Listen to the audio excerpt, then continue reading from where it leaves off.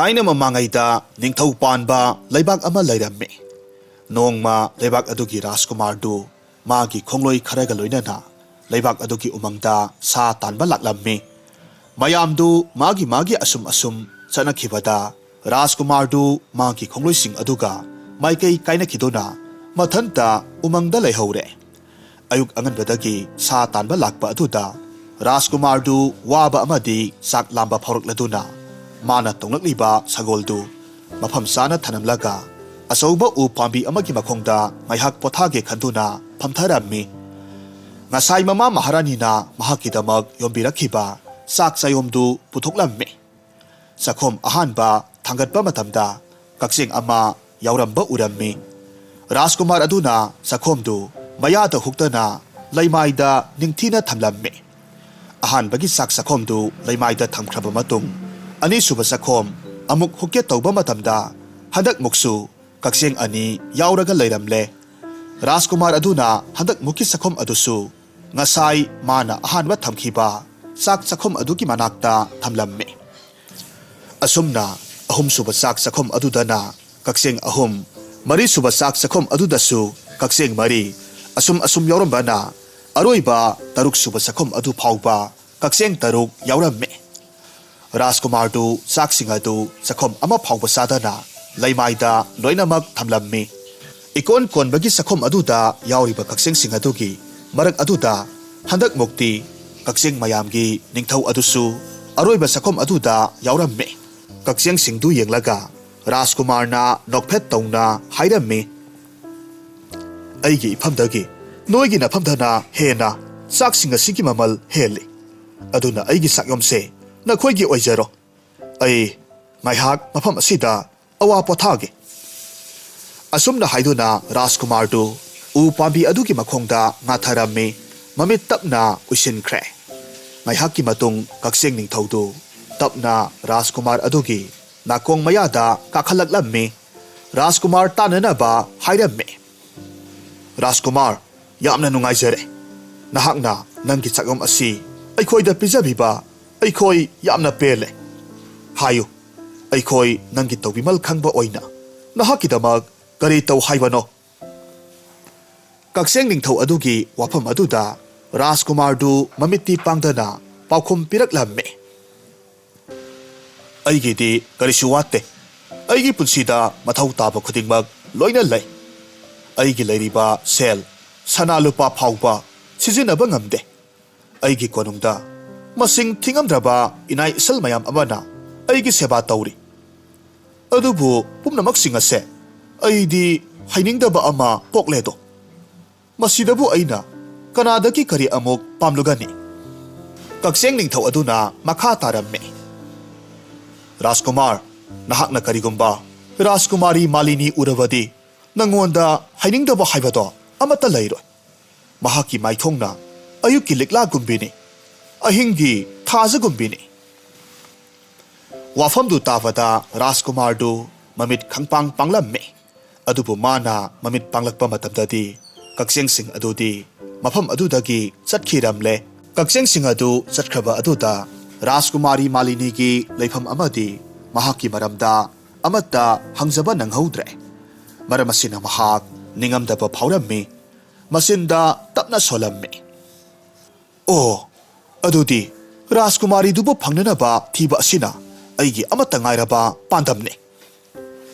Asumna haiduna Rajkumar du numit tadringai umangdudagi thokhinaba haiduna magi sagoldu thauraga thoraklammi.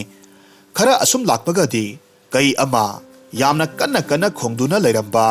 uba matamda Rajkumar aduna magi sagoldu kaidugi manakta khamlammi. Aduga kaiduda onsillaga hanglammi. He pamba kai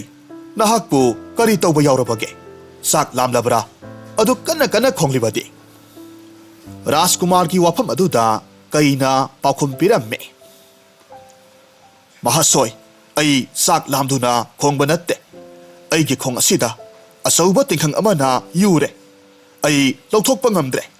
Masigi senasi khangba ngamdaduna aina kanna khonglibani. Kaina khongbagi maram khanglabada Rajkumar du magi sagoldagi kumtharaklammi. ꯀꯩꯗꯨꯒꯤ ꯌꯨꯔꯤꯕ ꯇꯤꯡꯈꯪꯗꯨ ꯁꯠꯇꯣꯛꯄꯤꯔꯝꯃꯤ ꯑꯗꯨꯒ ꯃꯍꯥꯛꯅ ꯃꯐꯝ ꯑꯗꯨꯋꯥꯏꯗꯒꯤ E ꯈꯛꯅꯕ ꯑꯁꯣꯛꯄ ꯑꯣꯏꯁꯤꯟꯅꯅꯕ ꯃꯅꯥ ꯈꯔ ꯍꯦꯛꯂꯒ ꯃꯈꯨꯠ ꯑꯅꯤꯅ ꯁꯨꯔꯨ ꯁꯨꯔꯨ ꯅꯣꯏꯔꯝꯃꯤ ꯑꯗꯨꯒ ꯀꯩꯗꯨꯒꯤ ꯁꯣꯛꯂꯤꯕ ꯃꯈꯣꯡ ꯑꯗꯨꯗ ꯍꯥꯞꯄꯤꯔꯝꯃꯤ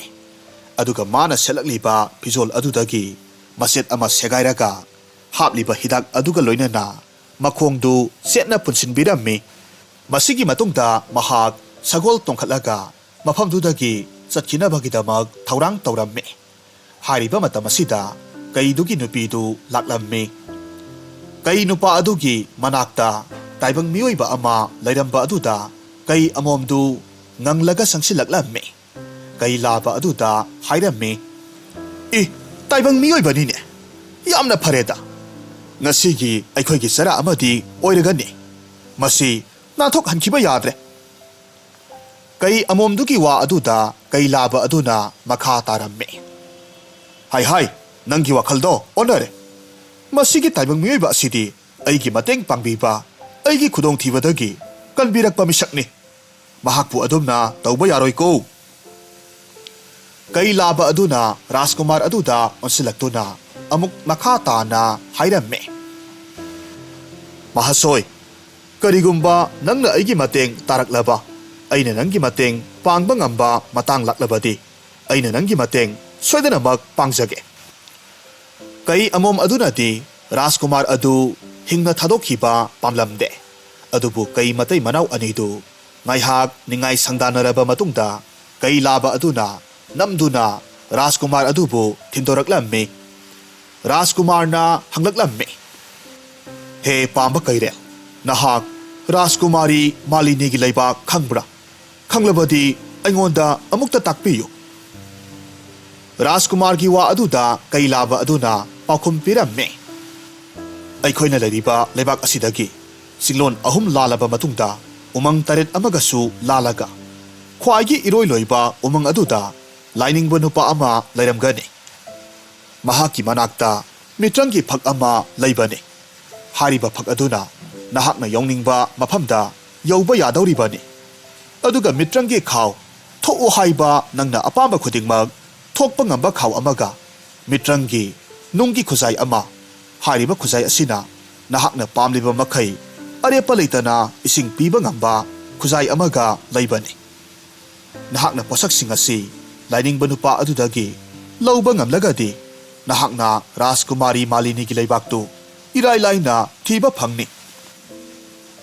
ꯑꯁꯨꯝꯅ ꯔꯥꯖꯀꯨꯃꯥꯔ ꯑꯗꯨꯁꯨ ꯀꯩ ꯂꯥꯕ ꯑꯗꯨꯅ ꯍꯥꯏꯔꯛꯂꯤꯕ ꯋꯥꯁꯤꯡ ꯑꯗꯨ ꯅꯤꯡꯊꯤꯅ ꯂꯧꯁꯤꯜꯂꯝꯃꯤ ꯃꯁꯤꯒꯤ ꯃꯇꯨꯡꯗ ꯀꯩ ꯂꯥꯕ ꯑꯗꯨꯗ ꯊꯥꯒꯠ ꯋꯥꯍꯩ ꯀꯌꯥꯃꯔꯨꯝ ꯍꯥꯏꯔꯝꯂꯒ ꯂꯥꯏꯅꯤꯡꯕ ꯅꯨꯄꯥ ꯑꯗꯨꯒꯤ ꯃꯅꯥꯛ ꯇꯝꯅ ꯂꯥꯛꯄ ꯍꯧꯔꯝꯃꯤ ꯂꯦꯞꯇꯅ ꯑꯁꯨꯝ ꯂꯥꯛꯄꯅ ꯑꯆꯧꯕ ꯆꯤꯡꯂꯣꯟ 3ꯗꯨꯁꯨ ꯂꯥꯟꯊꯣꯔꯛꯂꯝꯃꯤ ꯎꯃꯪ 6 ꯁꯨꯕ ꯑꯗꯨꯁꯨ ꯂꯥꯟꯊꯣꯔꯛꯇꯨꯅ ꯏꯔꯣꯏ ꯂꯣꯏꯕ ꯂꯥꯏꯅꯤꯡꯕ ꯅꯨꯄꯥ ꯑꯗꯨꯅ ꯂꯩꯔꯤꯕ ꯎꯃꯪ ꯑꯗꯨꯗ ꯌꯧꯔꯛꯂꯦ ꯔꯥꯖꯀꯨꯃꯥꯔ ꯑꯗꯨꯅ ꯎꯃꯪꯗꯨꯒꯤ ꯃꯅꯨꯡꯗ ꯂꯥꯏꯅꯤꯡꯕ ꯅꯨꯄꯥ ꯑꯗꯨꯕꯨ ꯑꯁꯨꯝ ꯊꯤꯔꯛꯄ ꯃꯇꯝꯗ ꯎꯔꯝꯃꯤ ꯑꯆꯧꯕ ꯎ ꯄꯥꯝꯕꯤ ꯑꯃꯒꯤ ꯃꯈꯣꯡꯗ ꯃꯀꯣꯏ ꯃꯔꯥꯡ ꯏꯆꯣꯝ ꯆꯣꯝꯕ ꯅꯨꯄꯥ ꯑꯃ ꯃꯥꯒꯤ ꯌꯦꯠꯂꯣꯝ ꯊꯪꯕꯗꯅ ꯐꯛ ꯑꯃ ꯀꯣꯟꯁꯤꯜꯂꯒ ꯂꯩ ꯑꯗꯨꯒ ꯑꯣꯏꯔꯣꯝ ꯊꯪꯕꯗꯅ ꯈꯥꯎ ꯑꯃꯒ ꯅꯨꯡꯒꯤ ꯈꯨꯖꯥꯏ ꯑꯃꯒ ꯂꯩꯔꯝꯃꯤ ꯅꯨꯄꯥꯗꯨ ꯍꯦꯛ ꯎꯕ ꯃꯇꯝꯗ ꯉꯁꯥꯏ ꯀꯩ ꯂꯥꯕ ꯑꯗꯨꯅ ꯍꯥꯏꯔꯛꯈꯤꯕ ꯂꯥꯏꯅꯤꯡꯕ ꯅꯨꯄꯥꯗꯨ ꯁꯣꯏꯗꯅꯃꯛ ꯑꯣꯏꯒꯅꯤ ꯍꯥꯏꯅ ꯔꯥꯖꯀꯨꯃꯥꯔꯅ ꯈꯜꯂꯝꯃꯤ ꯔꯥꯖꯀꯨꯃꯥꯔꯗꯨ ꯂꯥꯏꯅꯤꯡꯕ ꯅꯨꯄꯥ ꯑꯗꯨꯒꯤ ꯃꯅꯥꯛꯇ ꯆꯪꯁꯤꯜꯂꯝꯃꯤ ꯑꯗꯨꯒ ꯈꯨꯔꯨꯝꯃꯤ ꯃꯥꯅ ꯂꯥꯏꯅꯤꯡꯕ ꯅꯨꯄꯥ ꯑꯗꯨꯒꯤ ꯃꯐꯝꯗꯒꯤ ꯄꯥꯝꯂꯤꯕ ꯄꯣꯠꯁꯛꯁꯤꯡ ꯑꯃꯗꯤ ꯃꯍꯥꯛꯅ ꯇꯧꯒꯦ ꯈꯜꯂꯤꯕ ꯊꯕꯛꯇꯨ ꯃꯔꯤꯛ ꯆꯨꯝꯅ ꯂꯥꯏꯅꯤꯡꯕ ꯅꯨꯄꯥ ꯑꯗꯨꯗ ꯍꯥꯏꯔꯝꯃꯤ ꯔꯥꯖꯀꯨꯃꯥꯔ ꯑꯗꯨꯒꯤ ꯑꯃꯛꯄ ꯌꯥꯎꯗ꯭ꯔꯕ ꯋꯥꯐꯝꯁꯤꯡꯗꯨ ꯇꯥꯔꯨꯕꯗ ꯂꯥꯏꯅꯤꯡꯕ ꯅꯨꯄꯥ ꯑꯗꯨꯅ ꯃꯈꯥ ꯇꯥꯅ ꯑꯃꯨꯛ ꯍꯪꯂꯛꯂꯝꯃꯤ ꯅꯨꯄꯥ ꯃꯆꯥ ꯐꯔꯦ ꯅꯍꯥꯛꯅ ꯔꯥꯖꯀꯨꯃꯥꯔꯤ ꯃꯥꯂꯤꯅꯤꯒꯤ ꯈꯣꯡꯒꯨꯜ ꯂꯤꯒꯗꯧꯔꯤꯕ ꯃꯥꯒꯤ ꯃꯅꯥꯛꯇ ꯆꯠꯀꯗꯧꯔꯤꯕꯒꯤ ꯃꯔꯝ ꯑꯗꯨꯁꯨ ꯑꯩꯉꯣꯟꯗ ꯑꯗꯨꯛ ꯍꯥꯏꯌꯨ ꯂꯥꯏꯅꯤꯡꯕ ꯅꯨꯄꯥ ꯑꯗꯨꯒꯤ ꯋꯥꯍꯪ ꯑꯗꯨꯗ ꯔꯥꯖꯀꯨꯃꯥꯔ ꯑꯗꯨꯁꯨ ꯑꯔꯣꯟꯕ ꯑꯃꯠꯇ ꯊꯝꯗꯅ ꯍꯥꯏꯔꯝꯃꯤ ꯑꯩꯍꯥꯛ ꯃꯍꯥꯛꯀ ꯊꯦꯡꯅꯔꯕ ꯃꯇꯨꯡꯗ ꯃꯍꯥꯛꯄꯨ ꯑꯩꯒꯤ ꯀꯩꯅꯥ ꯑꯣꯏꯅ ꯂꯩꯕꯥꯛ ꯄꯨꯡꯖꯥꯎ ꯊꯤꯟꯅ ꯂꯨꯍꯣꯡꯂꯒ ꯑꯩꯒꯤ ꯀꯣꯅꯨꯡꯗ ꯄꯨꯔꯛꯀꯦ ꯍꯥꯏꯅ ꯈꯜꯂꯤ ꯃꯁꯤꯒꯤ ꯃꯇꯨꯡꯗ ꯂꯥꯏꯅꯤꯡꯕ ꯅꯨꯄꯥ ꯑꯗꯨꯅ राजकुमारगी वाफम अदुदा याबिरदुना राजकुमारना महाकी मफमदगी पामलिबा पोसकसिंग अदु पिबिरम्मे राजकुमार लाइनिंग नुपा अदुना महाकी अपाम्बा पोसक खुदिंगमक पिबिरबा अदुदा थागत वहाई कया मरुम हाइरम्मे महाकी सगोलदु महाकना मफमदुदा हलक्तिबा फावबदी यंगसिनबिनबा हाइजरमलगा फग अदुकी मथक्ता काखतख्रे अदुगा मसिंदा राजकुमारी मालिनी की लेबाक तमना यहुनबियु हाइना हाइरम्मे वहाइदु हेक हाइबगदी मिटना कुपदा निंगथौ पानबा लेबाक अमगी अतोप लेबाक अमगा ताइनफम मफम अमदा फगतु पाइथरगलम्मे लेबाक अदुगी राजकुमारी मालिनी मसक मतौ अदुकी मतिक फजबी अउब खुदिंगी पुकनिंग वाखल थमोइबु सुमहतपा ngамबी मथोट कारकपी लेसाबीनी अतोप अतोपा लेबाक कयागी निंगथौ राजकुमार कयाना माबु लुहोंगनबगीदमक हाइजबा लाक्लम्मे अदुबु लेबाक्तुगी निंगथौ हाइबदी राजकुमारी मालिनी की मपा इबुंगोना मयाम अदुदा मसानुपीबु थाजरोय पामदे हाइदुना वहाई ओइना अदुक हाइबदु नुंगाइत्रदुना लाक्लिबा अतोप लेबाक सिंगी राजकुमार सिंह निंगथौ सिंह अदुदा मियोइबना पांथोकपदा ओइथोकलरोइदबा सांगयें कया तौननबा ngasi phawba lairakpani adubu asumna miyoibana puba thangba ngamdaba sangyeng kaya pangthuklabasu rajkumari malini ga luhongnabagi-damak haijaba lakpadi leplamde asumna arepa leitana leibak kayadagi ningthau rajkumar kayana lepa leitana asum lakpasida ningthaudu khangba lakpa ngamdabadagi leibak aduda atopa leibaki miyoi sanglakpa thingjillamme कनागुंबना लोना संगलकपा तारबदी लोना संगलकलिबा मियोय अमदी संजफम पिरंबा मियोयसिंग अदुगा पुन्ना सैराक पिरम्मी असुमना अथिंगबा कया लेबना राजकुमारदु लेबाक्तुगी मफम अमतदा मागी संजफम लैरमदे संजफम लैतबना कङाउनरदुना assume लाकपदा नुमित तासिलकले अरोइबा ओइना लाइबक यंगलगे खंदुना राजकुमारदु खुंजा मयाम तारिबा मफम अदुदगी खरा चथोकलगा मताई ओइना नाइतोम लैबा अमनबा खंगपोक्संग अमदा संगसिलकलम्मे खंगपोक्संग अदुगी मनुंगदा चंगलकपा मतमददी यामना अहल ओइरबी हनुबी अमा लैरम्मे राजकुमारना महाकपु मफम अदुदा संजफम पिबिनबा हाइजरम्मे राजकुमारगी वा अदुदा हनुबी अदुना हाइरम्मे नुपा मसा ऐ नहाकी संजफम पीबा ngamloi नहाक ऐबु वारुगनुको लेबाक असिगी निंगथौना अतोप लेबाकी मियोय अमता लेबाक असिदा संजफम पीबा यादे करिगुंबा लोना संगदुना संजफम पिरंबा थोकलबदी अहक पसेराक पीगदौरिबाने नहाकसु लेबाक असिदगी थुना हलहौरो नत्रबदी नंगसु निंगथौगी अहक पसेराक तो सोइदनमक फंगलगनी अदुबु राजकुमार अदुदी निंगनबा तौदना हनुबी अदुदा मागी संजफम पिबिनबा Lepa लेतना तक्सिलम्मे ngaihak adumna ngangnaraba matungdadi kona thangdadi hanubi adusu rajkumar du yum aduda sangjafam piba haibadu yaraklamme hanubi aduna makha taramme ibunga phare nahakna yum asida sangjafam lawge haibado aisu yarage adubu aidi yum asida ithanta laibane aigini haibada kanamata laitre aduna aidi nahakpu mathelu-koi ahauba amatasu pijaba ngamloi dauri hanubidugi wa aduda rajkumar aduna makha taramme ima madugi damak oiragadi karisu khanbiruno aina pumnamak phananaba sinjage aihaki damak oiragadi karisu ahenba sil langbiganu masidagi rajkumarna mafam sana phamduna माना पुरक्पा थोउ हाइबता थोकपा ngamba खाउदु मागी ममांगदा थमलम्मे खाउ अदुदा येंगलगा हाइरम्मे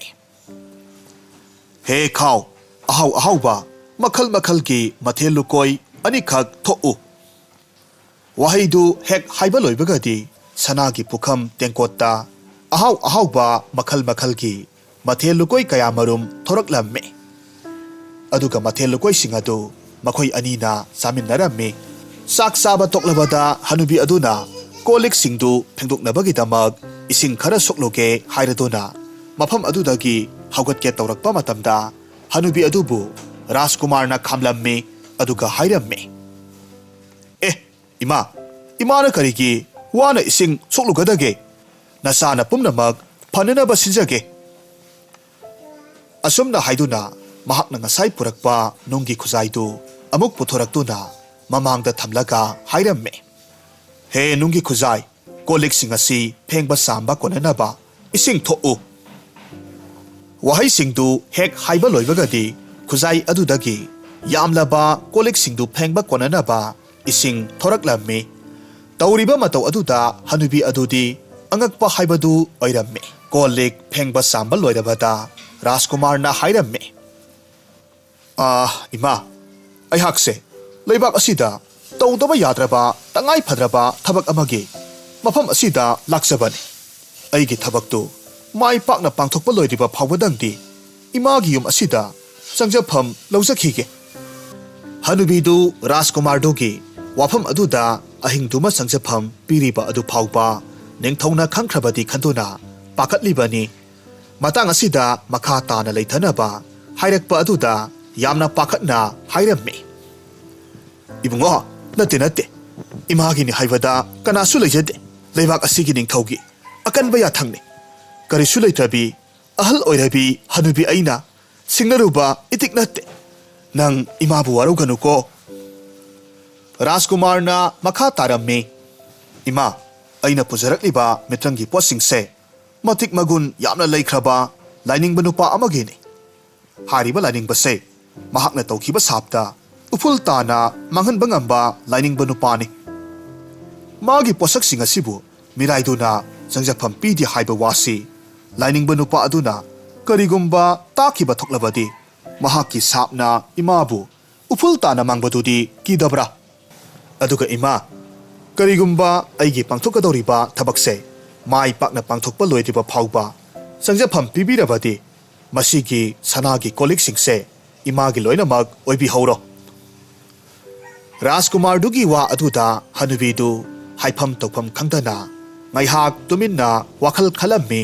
aduga hairamme phare ining thogi sairak phanglaga phang laining nupa adugi sapta uful tana manglaga mang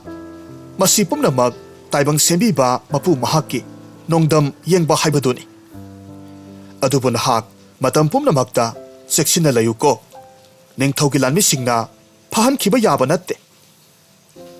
asumna wari saringai numit tasilakle adubu yum adudi thaumai amatasu thalamde yum du khakta natte leibak adugi yumthong khudingmak numidangi matamda mai thanba yade haiduna ningthongna athingba thamlamme athingbasi thamlibagi maramna mahaki masanupi Rajkumari malini ki phajaba masik mangalga thaja mahaki mangalgana thaktoraktuna leibak pumnamak mai amata thandrabasu pungan hek ngale adumna phana thenglaba phawba yumdu mai amata thandana leiba amadi thongnaudagi masek mangal sanglakpa matamda Rajkumar aduna imungda mai thandabagi maram amadi sanglakliba masek mangal adugi maramda hanglamme hanubi aduna Rajkumari malini ki masek mangalna ngalibani haiduna hairamme wafamdu tabada Rajkumar du yumdugi mapanda thoraklamme lapna tamna leiriba konung aduda yenglamme matam aduda mahakna ure konung adugi mathakta Rajkumari malini fajaraba lupa masugi phizol setuna musin muba samlangdu sangna thadoktuna leirammi Rajkumari malini bu hek ujaba maktada Rajkumar du kakseng ningthau aduna hairamba karigumba Rajkumari malini gi masak urabadi hainingdaba haibadu amata leiroi hairamba wafamdu ningsinglaklammi ngaihakki matungda Rajkumari malini su thengjilaklaba aduda magi kada changkhre Rajkumari malini na changkhraba matungda ngasai makhai magi phajababu yenglamba Rajkumar adusu imungda sanglaklammi magi phak aduda hiplaga ngaihak tuminna wakhal khanduna lei aduga kari wakhal khalaklabano khangde phak aduda Rajkumari malini gi manakta satnanaba hairamme ꯋꯥꯍꯩꯗꯨ ꯍꯦꯛ ꯍꯥꯏꯕ ꯂꯣꯏꯕꯒꯗꯤ ꯃꯤꯠꯀꯨꯞ ꯑꯗꯨꯗ ꯔꯥꯖꯀꯨꯃꯥꯔꯤ ꯃꯥꯂꯤꯅꯤꯒꯤ ꯀꯥꯗ ꯌꯧꯔꯛꯂꯦ꯫ ꯃꯍꯥꯛꯅ ꯃꯐꯝ ꯑꯗꯨꯗ ꯌꯧꯔꯛꯄ ꯃꯇꯝꯗꯗꯤ ꯔꯥꯖꯀꯨꯃꯥꯔꯤ ꯃꯥꯂꯤꯅꯤ ꯇꯨꯝꯗꯨꯅ ꯂꯩꯔꯝꯂꯦ꯫ ꯔꯥꯖꯀꯨꯃꯥꯔꯗꯨ ꯇꯨꯝꯂꯤꯕꯤ ꯔꯥꯖꯀꯨꯃꯥꯔꯤ ꯃꯥꯂꯤꯅꯤꯗ ꯉꯥꯏꯍꯥꯛ ꯌꯦꯡꯉꯤ꯫ ꯑꯗꯨꯒ ꯃꯥꯒꯤ ꯈꯥꯎ ꯑꯗꯨꯗ ꯐꯖꯔꯕ ꯑꯉꯥꯡꯕ ꯃꯆꯨꯒꯤ ꯐꯤ ꯑꯃ, ꯑꯗꯨꯒ ꯈꯨꯠꯅ ꯍꯤꯒꯣꯛ ꯃꯆꯨꯅ ꯅꯤꯡꯊꯤꯅ ꯂꯩꯔꯣꯡ ꯍꯛꯄ ꯁꯅꯥꯅ ꯅꯨꯡ ꯑꯣꯏꯅ ꯊꯤꯟꯕ ꯐꯤ ꯑꯃ ꯊꯣꯛꯅꯕ ꯍꯥꯏꯔꯝꯃꯤ꯫ ꯐꯤꯗꯨ ꯅꯤꯡꯊꯤꯅ ꯔꯥꯖꯀꯨꯃꯥꯔꯤ ꯃꯥꯂꯤꯅꯤꯒꯤ ꯍꯛꯆꯥꯡꯗ ꯁꯨꯞꯄꯤꯔꯝꯂꯒ ꯔꯥꯖꯀꯨꯃꯥꯔꯗꯨ ꯍꯅꯨꯕꯤꯗꯨꯒꯤ ꯈꯥꯡꯄꯣꯛꯁꯪ ꯑꯗꯨꯗ ꯑꯃꯨꯛ ꯍꯜꯂꯛꯂꯝꯃꯤ꯫ ꯃꯊꯪꯒꯤ ꯅꯨꯃꯤꯠꯇ ꯔꯥꯖꯀꯨꯃꯥꯔꯗꯨ ꯌꯥꯝꯅ ꯋꯥꯅ ꯅꯨꯃꯤꯗꯥꯡꯒꯤ ꯃꯇꯝꯗ ꯔꯥꯖꯀꯨꯃꯥꯔꯤ ꯃꯥꯂꯤꯅꯤꯅ ꯀꯣꯅꯨꯡꯗꯨꯒꯤ ꯃꯊꯛꯇ ꯐꯝꯕꯗꯨ ꯉꯥꯏꯔꯝꯃꯤ꯫ ꯉꯁꯤꯗꯤ ꯔꯥꯖꯀꯨꯃꯥꯔꯤ ꯃꯥꯂꯤꯅꯤ ꯉꯔꯥꯡꯗꯒꯤ ꯍꯦꯟꯅ ꯅꯤꯡꯊꯤꯖꯔꯕ ꯐꯤꯖꯣꯜ ꯁꯦꯠꯇꯨꯅ ꯀꯣꯅꯨꯡ ꯃꯊꯛ ꯑꯗꯨꯗ ꯐꯝꯂꯝꯃꯤ꯫ ꯔꯥꯖꯀꯨꯃꯥꯔ ꯑꯗꯨꯁꯨ ꯔꯥꯖꯀꯨꯃꯥꯔꯤ ꯃꯥꯂꯤꯅꯤꯅ ꯃꯥꯒꯤ ꯀꯥꯗ ꯆꯪꯈꯤꯗ꯭ꯔꯤꯕ ꯐꯥꯎꯕ ꯈꯥꯡꯄꯣꯛꯁꯪ ꯑꯗꯨꯒꯤ ꯃꯄꯥꯟꯗ ꯐꯝꯗꯨꯅ ꯌꯦꯡꯂꯝꯃꯤ꯫ ꯉꯁꯤꯁꯨ ꯔꯥꯖꯀꯨꯃꯥꯔꯤ ꯃꯥꯂꯤꯅꯤꯅ ꯃꯥꯒꯤ ꯀꯥꯗ ꯍꯦꯛ ꯆꯪꯈꯤꯕꯒ ꯔꯥꯖꯀꯨꯃꯥꯔꯤ ꯃꯥꯂꯤꯅꯤꯒꯤ ꯀꯥꯗ ꯂꯥꯛꯂꯝꯃꯤ꯫ ꯑꯗꯨꯒ ꯃꯥꯒꯤ ꯈꯥꯎ ꯑꯗꯨꯗ ꯐꯖꯔꯕ ꯑꯇꯥꯡꯕ ꯅꯨꯡ ꯊꯤꯟꯕ ꯈꯨꯗꯣꯞ ꯑꯃ ꯊꯣꯛꯅꯕ ꯍꯥꯏꯔꯝꯃꯤ꯫ ꯈꯨꯗꯣꯞ ꯑꯗꯨ ꯔꯥꯖꯀꯨꯃꯥꯔꯤ ꯃꯥꯂꯤꯅꯤꯒꯤ ꯃꯈꯨꯠꯇ ꯁꯤꯅꯕ ꯍꯣꯠꯅꯔꯤꯉꯩ ꯔꯥꯖꯀꯨꯃꯥꯔꯤ ꯃꯥꯂꯤꯅꯤ ꯃꯤꯠꯀꯞ ꯊꯣꯔꯛꯂꯝꯃꯤ꯫ ꯃꯍꯥꯛꯅ ꯃꯤꯠꯀꯞ ꯊꯣꯔꯛꯄ ꯃꯇꯝꯗ ꯃꯁꯛ ꯃꯇꯧ ꯌꯥꯝꯅ ꯐꯖꯕ, ꯋꯥꯡ ꯆꯥꯎꯕ, ꯌꯦꯡꯕꯗ ꯑꯋꯥꯠꯄ ꯑꯃꯠꯇ ꯂꯩꯇ꯭ꯔꯕ ꯅꯨꯄꯥ ꯑꯃ ꯂꯦꯞꯇꯨꯅ ꯂꯩꯔꯝꯕ ꯑꯗꯨꯗ ꯔꯥꯖꯀꯨꯃꯥꯔꯤ ꯃꯥꯂꯤꯅꯤ ꯅꯨꯄꯥꯗꯨ ꯑꯍꯥꯟꯕ ꯎꯕꯃꯛꯇꯗ ꯑꯄꯥꯝ ꯅꯨꯡꯁꯤꯒꯤ ꯏꯍꯨꯜ ꯑꯃꯈꯛ ꯐꯥꯎꯔꯛꯂꯝꯃꯤ꯫ ꯃꯊꯪꯒꯤ ꯅꯨꯃꯤꯠꯇ ꯄꯥꯈꯪ ꯂꯩꯁꯥ ꯑꯅꯤꯒꯤ ꯊꯃꯣꯏꯒꯤ ꯑꯣꯏꯕ ꯏꯍꯨꯜ ꯃꯥꯟꯅꯔꯕꯗ ꯑꯃꯠꯇ ꯑꯣꯏꯕ ꯊꯃꯣꯏꯒꯤ ꯑꯄꯥꯝꯕꯗꯨ ꯔꯥꯖꯀꯨꯃꯥꯔꯤ ꯃꯥꯂꯤꯅꯤꯅ ꯃꯄꯥ ꯏꯕꯨꯡꯉꯣꯒꯤ ꯃꯐꯝꯗ ꯍꯥꯏꯖꯔꯝꯃꯤ꯫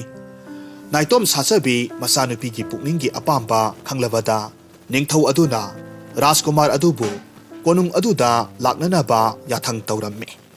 ꯅꯤꯡꯊꯧꯒꯤ ꯌꯥꯊꯪ ꯐꯪꯂꯕꯗ ꯔꯥꯖꯀꯨꯃꯥꯔ ꯑꯗꯨꯁꯨ ꯄꯟꯊꯕ ꯇꯧꯗꯅ ꯀꯣꯅꯨꯡꯗ ꯂꯥꯛꯂꯝꯃꯤ꯫ ꯅꯤꯡꯊꯧꯒ ꯎꯅꯔꯝꯃꯤ꯫ ꯃꯇꯝ ꯑꯁꯤꯗ ꯅꯤꯡꯊꯧꯅ ꯍꯥꯏꯔꯝꯃꯤ, "ꯏꯕꯨꯡꯉꯣ, ꯑꯩꯒꯤ ꯅꯥꯏꯇꯣꯝ ꯁꯥꯆꯕꯤ ꯏꯆꯥꯅꯨꯄꯤꯒꯤ ꯄꯨꯛꯅꯤꯡꯒꯤ ꯑꯄꯥꯝꯕ ꯈꯪꯂꯕꯗ ꯑꯩꯅ ꯀꯔꯤ ꯑꯃꯨꯛ ꯍꯥꯏꯔꯨꯅꯤ? ꯅꯈꯣꯏ ꯑꯅꯤꯅꯕꯨ ꯅꯁꯥ ꯌꯥꯅꯔꯕꯗꯤ ꯑꯩꯒꯤꯗꯤ ꯑꯀꯥꯏꯕ ꯂꯩꯇꯦ꯫ ꯑꯗꯨꯕꯨ ꯄꯨꯝꯅꯃꯛ ꯑꯁꯤꯒꯤ ꯃꯊꯛꯇ ꯅꯍꯥꯛꯁꯤ ꯏꯆꯥꯅꯨꯄꯤꯒꯤ ꯃꯇꯤꯛ ꯆꯥꯕ ꯅꯨꯄꯥꯔꯥ, ꯑꯩꯒꯤ ꯏꯃꯥꯛ ꯑꯣꯏꯕꯗ ꯃꯇꯤꯛ ꯆꯥꯕ ꯃꯤꯁꯛꯂꯥ ꯍꯥꯏꯕꯗꯨꯃꯗꯤ ꯑꯩꯅ ꯅꯉꯣꯟꯗ ꯆꯥꯡꯌꯦꯡ ꯑꯍꯨꯝꯈꯛ ꯇꯧꯕ ꯇꯥꯔꯤ꯫ ꯀꯔꯤꯒꯨꯝꯕ ꯆꯥꯡꯌꯦꯡ ꯑꯍꯨꯝꯁꯤ ꯅꯍꯥꯛꯅ ꯃꯥꯏ ꯄꯥꯛꯅ ꯄꯥꯡꯊꯣꯛꯄ ꯉꯝꯂꯕꯗꯤ ꯈꯨꯗꯛꯇ ꯑꯩꯒꯤ ꯏꯆꯥꯅꯨꯄꯤꯒ ꯅꯍꯥꯛꯀ ꯂꯩꯕꯥꯛ ꯄꯨꯡꯖꯥꯎ ꯊꯤꯟꯗꯨꯅ ꯆꯥꯎꯅ ꯂꯨꯍꯣꯡꯗꯧꯔꯤꯕꯅꯤ." ꯔꯥꯖꯀꯨꯃꯥꯔ ꯑꯗꯨꯁꯨ ꯃꯇꯤꯛ ꯃꯊꯧꯅꯥ ꯂꯩꯕ, ꯑꯄꯥꯝꯕ ꯄꯣꯠꯁꯛ ꯑꯃ ꯐꯪꯅꯅꯕ ꯍꯣꯠꯅꯕꯗ ꯅꯤꯡꯍꯟꯅꯕ ꯂꯩꯇꯕ ꯃꯤꯁꯛ ꯑꯃꯅꯤ꯫ ꯀꯔꯤꯁꯨ ꯑꯀꯤꯕ ꯆꯤꯡꯅꯕ ꯂꯩꯇꯅ ꯅꯤꯡꯊꯧ ꯑꯗꯨꯒꯤ ꯆꯥꯡꯌꯦꯡꯁꯤꯡ ꯑꯗꯨ ꯍꯔꯥꯎꯅ ꯄꯥꯡꯊꯣꯛꯅꯕ ꯍꯥꯏꯔꯝꯃꯤ꯫ ꯅꯤꯡꯊꯧ ꯑꯗꯨꯅ ꯃꯈꯥ ꯇꯥꯅ ꯍꯥꯏꯔꯝꯃꯤ, "ꯐꯔꯦ, ꯑꯍꯥꯟꯕ ꯆꯥꯡꯌꯦꯡ ꯑꯁꯤꯗꯤ ꯑꯩꯒꯤ ꯃꯅꯤꯡ ꯊꯪꯕ ꯑꯆꯧꯕ ꯁꯪ ꯑꯁꯤꯗ ꯍꯪꯒꯥꯝ ꯃꯔꯨ ꯕꯣꯔꯥ 40,000 ꯂꯩꯕꯅꯤ꯫ ꯃꯁꯤ ꯅꯍꯥꯛ ꯅꯊꯟꯇꯅ ꯍꯌꯦꯡ ꯐꯥꯎꯕꯒꯤ ꯃꯅꯨꯡꯗ ꯊꯥꯎ ꯑꯣꯏꯅ ꯁꯨꯡꯂꯝꯒꯗꯕꯅꯤ꯫ ꯃꯁꯤ ꯄꯥꯡꯊꯣꯛꯄ ꯉꯝꯗꯕ ꯊꯣꯛꯂꯕꯗꯤ ꯅꯍꯥꯛ ꯏꯆꯥꯅꯨꯄꯤꯒ ꯂꯨꯍꯣꯡꯕꯒꯤ ꯋꯥꯈꯜꯗꯨ ꯊꯥꯗꯣꯛꯎꯀꯣ." ꯑꯁꯨꯝꯅ ꯍꯥꯏꯔꯕꯗ ꯔꯥꯖꯀꯨꯃꯥꯔ ꯑꯗꯨꯁꯨ ꯋꯥꯈꯜ ꯋꯥꯅ ꯍꯅꯨꯕꯤꯗꯨꯒꯤ ꯈꯥꯡꯄꯣꯛꯁꯪ ꯑꯗꯨꯗ ꯍꯜꯂꯛꯂꯝꯃꯤ꯫ ꯑꯗꯨꯒ ꯃꯇꯧ ꯀꯔꯝꯅ ꯌꯥꯝꯂꯕ ꯍꯪꯒꯥꯝ ꯃꯔꯨꯁꯤꯡ ꯑꯗꯨ ꯃꯍꯥꯛ ꯃꯊꯟꯇꯅ ꯍꯌꯦꯡ ꯐꯥꯎꯕꯒꯤ ꯃꯅꯨꯡꯗ ꯊꯥꯎ ꯑꯣꯏꯅ ꯁꯨꯡꯗꯧꯔꯤꯕꯅꯣ ꯍꯥꯏꯅ ꯋꯥꯈꯜ ꯋꯥꯔꯗꯨꯅ ꯍꯅꯨꯕꯤ ꯑꯗꯨꯗ ꯍꯪꯂꯝꯃꯤ꯫ ꯔꯥꯖꯀꯨꯃꯥꯔ ꯑꯗꯨꯒꯤ ꯋꯥꯐꯝ ꯇꯥꯔꯨꯕꯗ ꯍꯅꯨꯕꯤꯗꯨ ꯋꯥꯈꯜ ꯉꯥꯏꯍꯥꯛ ꯈꯜꯂꯤ, ꯇꯞꯅ ꯍꯥꯏꯔꯝꯃꯤ, "ꯃꯗꯨꯗꯤ ꯑꯔꯥꯏꯕ ꯊꯕꯛ ꯅꯠꯇꯦꯅꯦ꯫ ꯇꯥꯏꯕꯪ ꯃꯤꯑꯣꯏꯕ ꯑꯃꯅꯗꯤ ꯀꯩꯗꯧꯅꯨꯡꯗ ꯄꯥꯡꯊꯣꯛꯄ ꯉꯝꯂꯔꯣꯏꯗꯕ ꯊꯕꯛꯅꯤ꯫ ꯑꯗꯨꯕꯨ ꯅꯨꯄꯥ ꯃꯆꯥ, ꯌꯥꯝꯂꯕ ꯀꯛꯆꯤꯡ ꯃꯌꯥꯝ ꯑꯃꯅ ꯄꯥꯡꯊꯣꯛꯂꯕꯗꯤ ꯁꯣꯏꯗꯅꯃꯛ ꯉꯝꯅꯤ."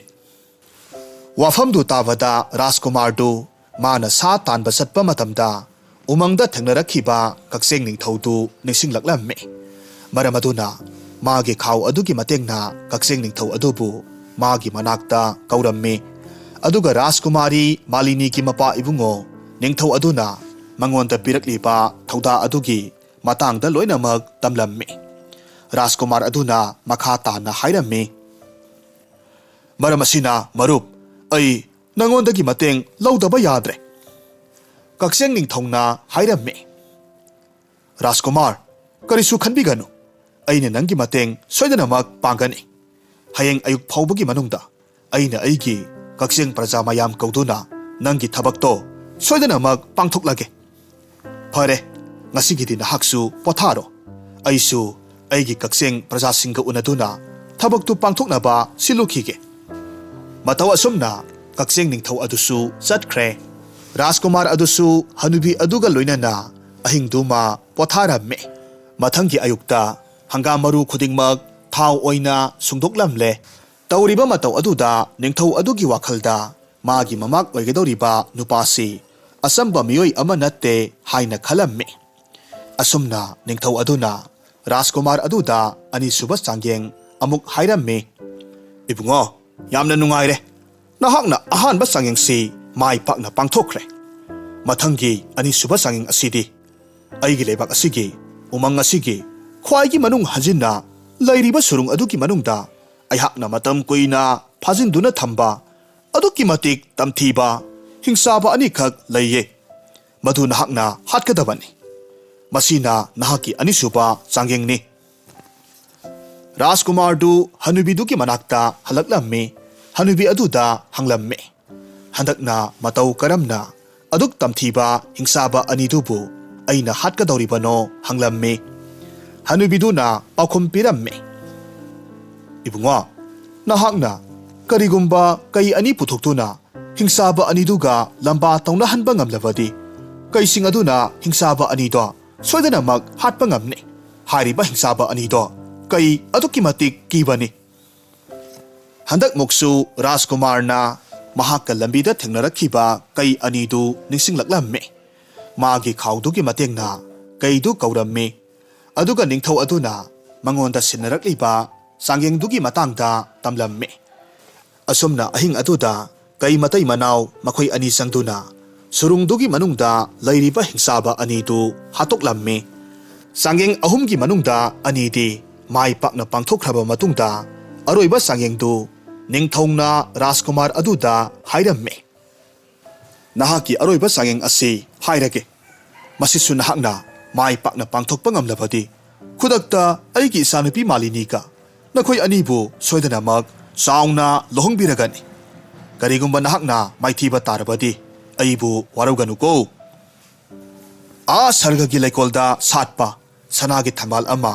ꯅꯍꯥꯛꯅ ꯍꯦꯛꯂꯒ ꯑꯩꯒꯤ ꯀꯣꯅꯨꯡꯒꯤ ꯁꯅꯊꯣꯡꯗ ꯂꯩꯔꯤꯕ ꯂꯥꯏꯁꯪ ꯑꯁꯤꯗ ꯀꯠꯀꯗꯕꯅꯤ ꯃꯁꯤꯅꯤ ꯑꯍꯨꯝꯁꯨꯕꯒꯤ ꯆꯥꯡꯌꯦꯡ ꯋꯥꯐꯝꯁꯤ ꯇꯥꯔꯨꯕꯗ ꯔꯥꯖꯀꯨꯃꯥꯔꯗꯨꯗꯤ ꯀꯣꯛ ꯁꯥꯔꯝꯃꯤ ꯈꯣꯌꯨꯝ ꯂꯥꯏꯁꯨ ꯅꯠꯇꯕ ꯇꯥꯏꯕꯪ ꯃꯤꯑꯣꯏꯕ ꯃꯍꯥꯛꯅ ꯃꯇꯧ ꯀꯔꯝꯅ ꯁꯔꯒꯒꯤ ꯂꯩꯀꯣꯜ ꯇꯝꯅ ꯆꯠꯂꯒ ꯁꯅꯥꯒꯤ ꯊꯝꯕꯥꯜ ꯍꯦꯛꯂꯨꯒꯅꯤ ꯔꯥꯖꯀꯨꯃꯥꯔꯅ ꯋꯥꯈꯜ ꯑꯗꯨꯛ ꯋꯥꯅ ꯍꯜꯂꯛꯄ ꯎꯕꯗ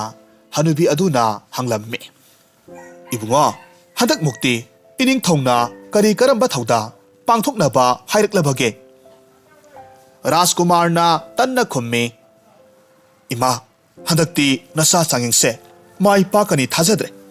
ꯑꯩ ꯁꯣꯏꯗꯅꯃꯛ ꯃꯥꯏꯊꯤꯔꯒꯅꯤ ꯔꯥꯖꯀꯨꯃꯥꯔ ꯑꯗꯨꯒꯤ ꯁꯣꯟꯊꯔꯤꯕ ꯄꯨꯛꯅꯤꯡ ꯋꯥꯈꯜꯗꯨ ꯊꯧꯅꯥ ꯍꯥꯞꯄꯤꯔꯗꯨꯅ ꯍꯅꯨꯕꯤ ꯑꯗꯨꯅ ꯃꯈꯥ ꯇꯥꯅ ꯍꯥꯏꯔꯝꯃꯤ ꯀꯔꯤ ꯇꯥꯏꯕꯪ ꯃꯤꯑꯣꯏꯕ ꯀꯅꯥꯅ ꯄꯥꯡꯉꯝꯗ꯭ꯔꯕ ꯆꯥꯡꯌꯦꯡ ꯀꯌꯥ ꯃꯥꯏ ꯄꯥꯛꯅ ꯄꯥꯡꯊꯣꯛꯂꯕ ꯏꯆꯥꯅ ꯀꯔꯤꯒꯤ ꯑꯔꯣꯏꯕ ꯆꯥꯡꯌꯦꯡ ꯑꯁꯤꯗ ꯃꯥꯏ ꯂꯩꯗꯨꯅ ꯆꯦꯟꯗꯧꯔꯤꯕꯅꯣ ꯍꯥꯏꯌꯨ ꯍꯥꯏꯌꯨ ꯏꯅꯤꯡꯊꯧꯅ ꯀꯔꯤ ꯀꯔꯝꯕ ꯊꯧꯗꯥ ꯄꯥꯡꯊꯣꯛꯎ ꯍꯥꯏꯔꯛꯂꯤꯕꯅꯣ ꯔꯥꯖꯀꯨꯃꯥꯔꯅ ꯅꯤꯡꯊꯧꯅ ꯃꯥꯒꯤ ꯃꯐꯝꯗ ꯍꯥꯏꯔꯛꯄ ꯑꯔꯣꯏꯕ ꯆꯥꯡꯌꯦꯡ ꯑꯗꯨꯒꯤ ꯃꯔꯝꯗ ꯇꯝꯂꯝꯃꯤ ꯋꯥꯐꯝꯗꯨ ꯇꯥꯔꯨꯕꯗ ꯍꯅꯨꯕꯤ ꯑꯗꯨꯅ ꯍꯟꯗꯛꯃꯨꯛꯇꯤ ꯏꯁꯤꯁꯤꯅ ꯅꯣꯛꯊꯣꯔꯛꯂꯝꯃꯤ ꯑꯗꯨꯒ ꯍꯥꯏꯔꯝꯃꯤ ꯑꯗꯨꯛ ꯂꯥꯏꯕ ꯊꯕꯛ ꯑꯗꯨꯒꯤꯗꯃꯛ ꯅꯍꯥꯛꯅ ꯑꯗꯨꯛ ꯋꯥꯈꯜ ꯋꯥꯔꯤꯕ ꯀꯔꯤꯒꯤꯅꯣ ꯑꯄꯥꯝꯕ ꯈꯨꯗꯤꯡ ꯊꯣꯛꯎ ꯍꯥꯏꯕꯗ ꯊꯣꯛꯄ ꯉꯝꯕ ꯄꯣꯠꯁꯛ ꯈꯨꯗꯤꯡꯃꯛ ꯅꯍꯥꯛꯅ ꯂꯩꯔꯕꯗ ꯀꯔꯤꯒꯤ ꯅꯍꯥꯛꯅ ꯀꯔꯤꯁꯨ ꯂꯩꯇꯕ ꯊꯕꯛ ꯑꯗꯨꯒꯤꯗꯃꯛ ꯋꯥꯔꯤꯕꯅꯣ ꯑꯁꯨꯛ ꯂꯥꯞꯄ ꯃꯐꯝ ꯆꯤꯡꯂꯣꯟ 3 ꯎꯃꯪ 8 ꯂꯥꯟꯗꯨꯅ ꯂꯥꯛꯄꯗꯤ ꯉꯝꯂꯒ ꯅꯍꯥꯛꯅ ꯇꯣꯡꯗꯨꯅ ꯂꯥꯛꯂꯤꯕ ꯌꯧꯅꯤꯡꯕ ꯃꯐꯝꯗ ꯌꯧꯕ ꯉꯝꯕ ꯐꯛꯁꯦ ꯃꯁꯤꯕꯨ ꯂꯩꯔꯕꯗ ꯅꯪꯅ ꯀꯔꯤꯒꯤꯗꯃꯛ ꯋꯥꯗꯧꯔꯤꯕꯅꯣ ꯃꯁꯤ ꯇꯣꯡꯂꯒ ꯁꯔꯒꯒꯤ ꯂꯩꯀꯣꯜꯗ ꯆꯠꯀꯗꯕꯅꯤ ꯑꯗꯨꯒ ꯁꯅꯥꯒꯤ ꯊꯝꯕꯥꯜꯗꯣ ꯍꯦꯛꯂꯨꯒꯗꯕꯅꯤꯅꯦ ꯍꯅꯨꯕꯤꯗꯨꯒꯤ ꯋꯥ ꯑꯗꯨꯗ अरोइबा सायंदु माई पक्लगनी खंदुना राजकुमार माइथोंग मका लामलम्मी थेंखांग कयारक महाकी मतेंग पांगबिरिबी हनुबी अदुदा थागत वाही कयामरुम हाइरम्मे अदुगा खुदक्ता फक अदु तोंगलगा सरगगी लैकोल तमना पाइरक्लम्मी सनागी थंबाल अमा हेक्लगा मिटकुप अमता पंथबा तौदना कोनुंग तमना लाक्लम्मी अदुगा सनागी थंबालदु कोनुंगदुगी सनाथोंग अदुदा लैरिबा लाइसंग अदुदा कलम्मी राजकुमार की तौबंगंबा मतिक मथौनादु उबदा लैबाक मियाम पुमनमक अपेनबा अमदी अंगकपा ओइनख्रे निंगथौ अदुसु हराउना मसानुपी मालिनीबु राजकुमार अदुगा लुहोंगनबा सिल लांगलम्मी लुहोंगबा नुमित हुमनी मरिनी वाटलिंगै नुमित अदुदा राजकुमार हनुबी अदुदा सनागी कोलिक सिंग अदु पिरमलगा काइनया थंग निरम्मी अदुगा महाकना फक खाव अमदी खुजाई लौरखिबा लाइनिंगबा नुपा अदुगी मनाक्ता अमुक हन्ना लाक्लम्मी पोसक सिंग अदु लाइनिंगबा नुपा अदुदा सिनरमदुना लाइनिंगबा नुपा अदुगी मफमदा थागत वाही कयामरुम हाइरम्मी अदुगा राजकुमारी मालिनी मखोई अनिगी लुहोंगबा अदुदसु सरुक याबिनबा हाइरमलगा महाकी सगोलदु तोंगलदुना महाकी लैबाक तमना हलक्लम्मी महाकी मरैबाक महाकी कोनुंग यौरबा कांददी ममा महारानी अमदी मपा इबुंगो निंगथौदा वाफम पुमनमक तमलम्मी अदुगा लुहोंगबगी थौरमदु लैबाक खुदिंगमक्की निंगथौ महारानी सिंग जेबाव पिदुना यामना पाक साउना धूमधाम तौदुना मखोई अनीदु लुहोंगलम्मी मसिगी मतुंगदगिदी हारिबा लैबाक अनीदु नुंगसी सानना नुंगाई याइफना पानखिरम्मी वारिसि नुंगाइबिरगदी लाइक तौबिरमु कमेंट तौबिरमु अमदी चैनल असिदा नौना संबिरक्पा ओइरगदी सब्सक्राइब तौबिरमु।